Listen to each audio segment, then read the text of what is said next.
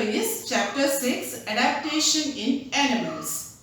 I think we studied about adaptation plants in our 5th chapter.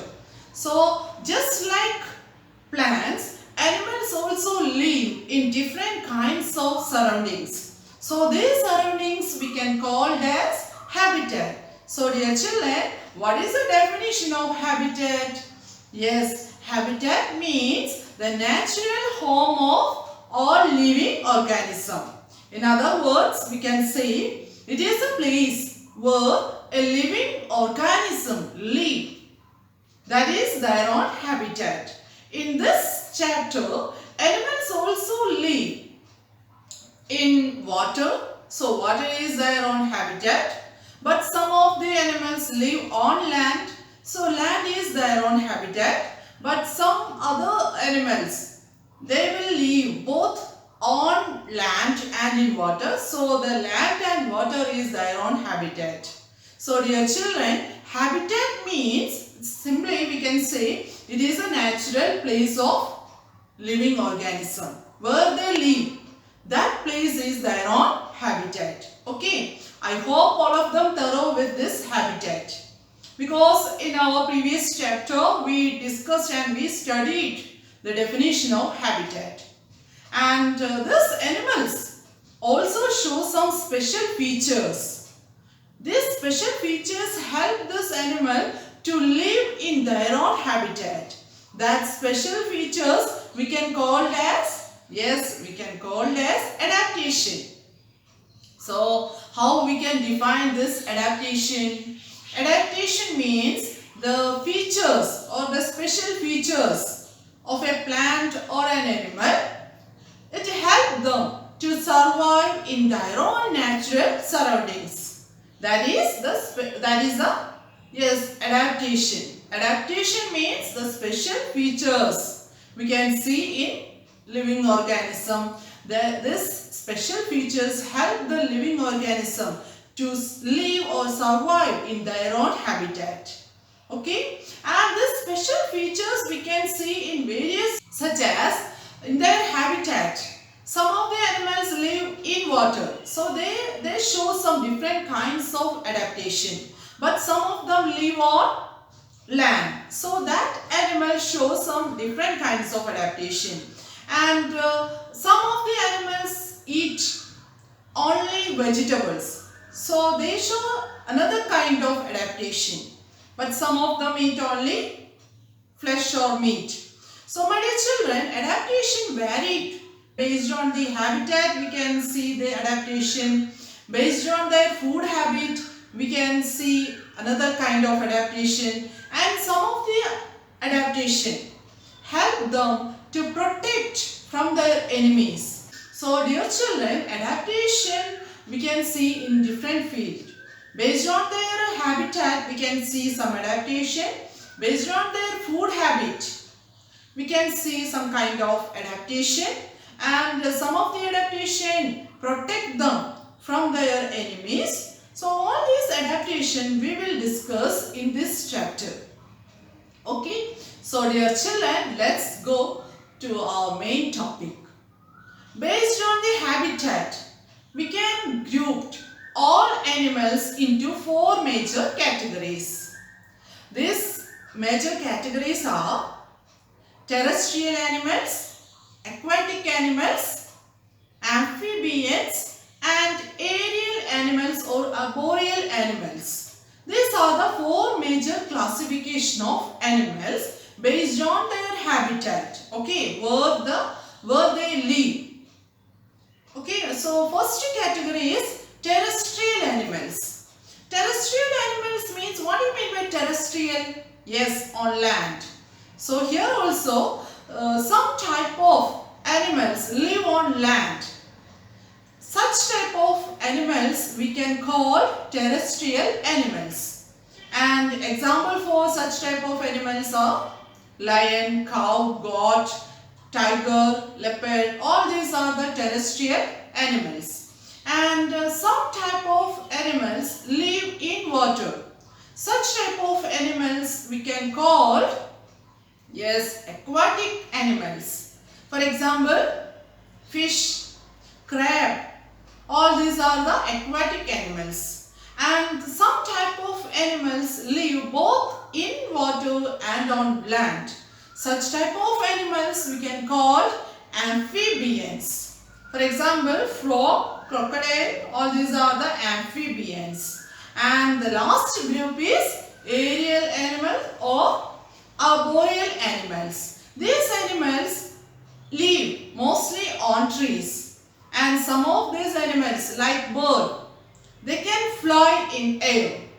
And such type of animals, this aerial or arboreal animals are monkey, bird, lemur, all these are the aerial animals. So these are the four major classification.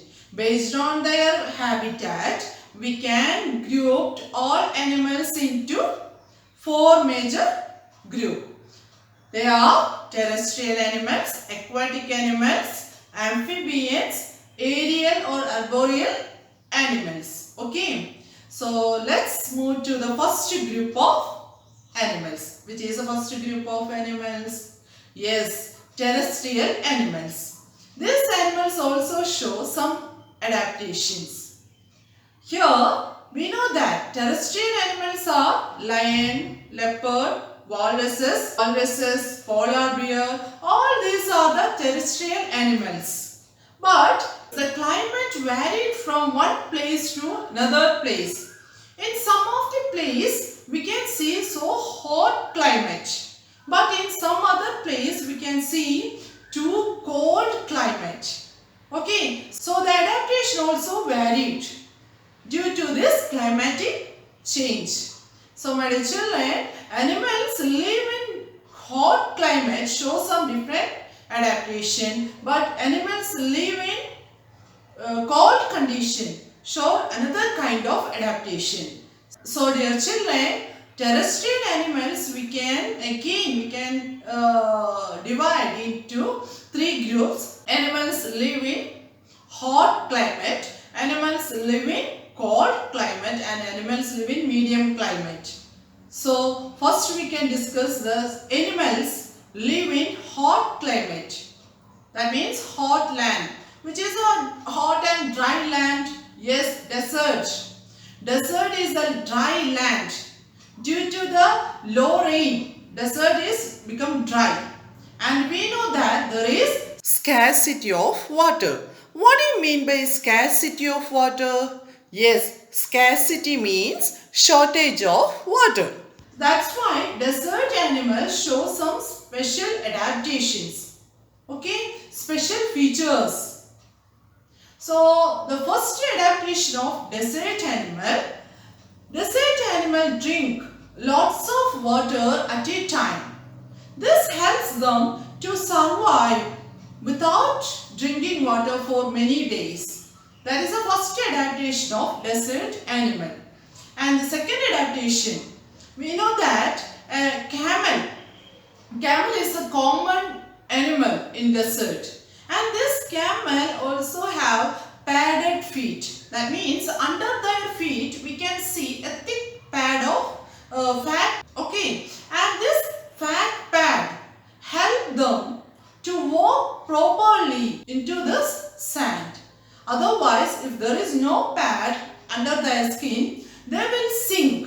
They will sink into this sand. So dear children, the second adaptation of desert animal's feet is a padded feet. Padded feet means under their feet we can see a thick fat pad. This thick fat pad prevent their feet from sinking into sand. And the last adaptation of desert animal. Some of the desert animal become inactive, or they will go for a long sleep during the hot summer months. This sleep we can call aestivation. Okay, and this aestivation, this sleep, help them to prevent loss of water from their body. So my dear children, these are the three adaptations. The last adaptation is aestivation. Okay, aestivation help them to prevent loss of water from their body. Estivation means, what do you mean by estivation? Yes, summer sleep. Desert animals become inactive or they will go for a long sleep during the extreme summer months. So this sleep we can call estivation, and this estivation helps them to prevent loss of water from their body. So these are the three adaptation of desert animal. Next group of terrestrial animal is, yes, polar animals. That means animals live in extreme cold condition, cold climate. Polar animals are polar bear, hedgehogs, penguin, then walruses, Arctic fox. All these are the polar animals, and they also show some special features. That means adaptation.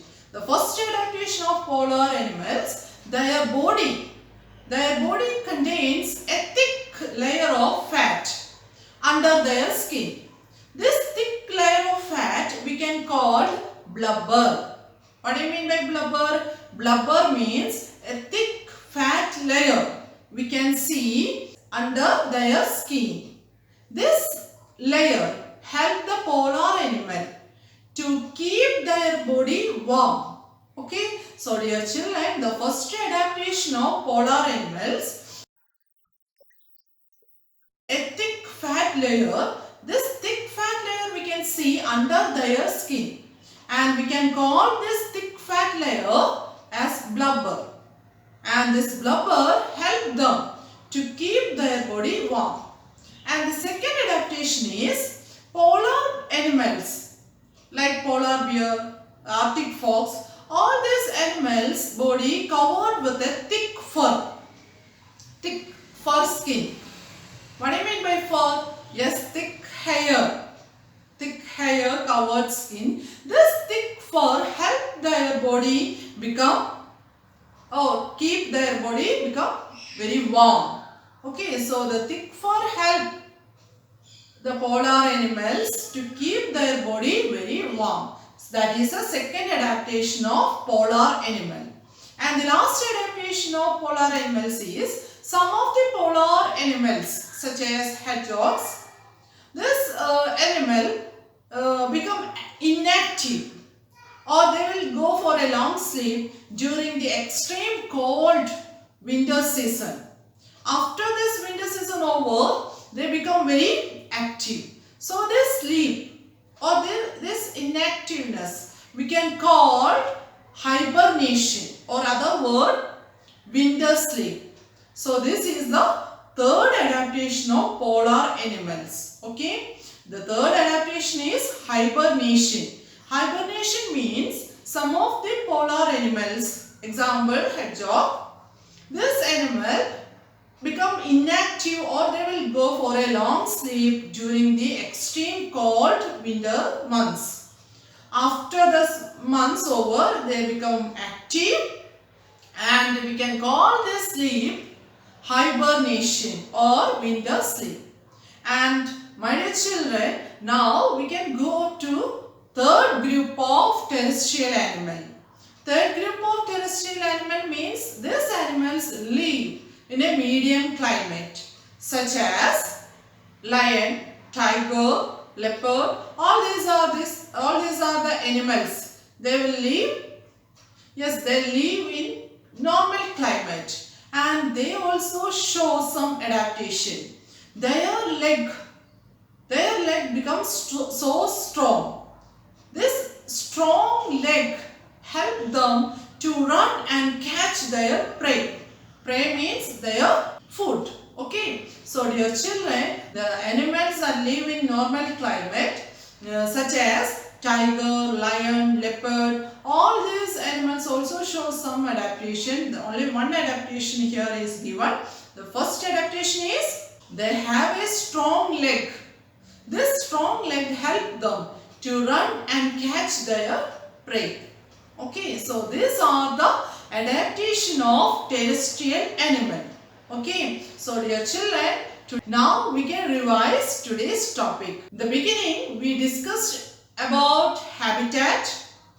What is the meaning of habitat? Yes, the natural place where the living organism live in naturally, that is their own habitat. And the next one, adaptation. Adaptation means the special features help a living organism to live in their own or in their natural surroundings. That special features we can call adaptation. And after that we discussed different types of animals. Means based on their habitat, all animals we can group 4 major groups. They are terrestrial animal, aquatic animals, amphibians, aerial or arboreal animals. After that we discussed terrestrial animals and their adaptations. Terrestrial animals we can divide again into 3 groups. In land, climate is not at all same all over. Some place climate is so hot like desert. But in some place climate is so cold like polar region. But in some place climate is normal, medium one. So based on the climate, again this terrestrial animal divided into 3. Desert animal, polar animal and normal one. So first we discussed desert animals adaptation. Desert animals show different kinds of adaptation because we know that in desert low rain is there. Once if they get water, desert animal drink lots of water. This helps them to survive without or to live without water for many days.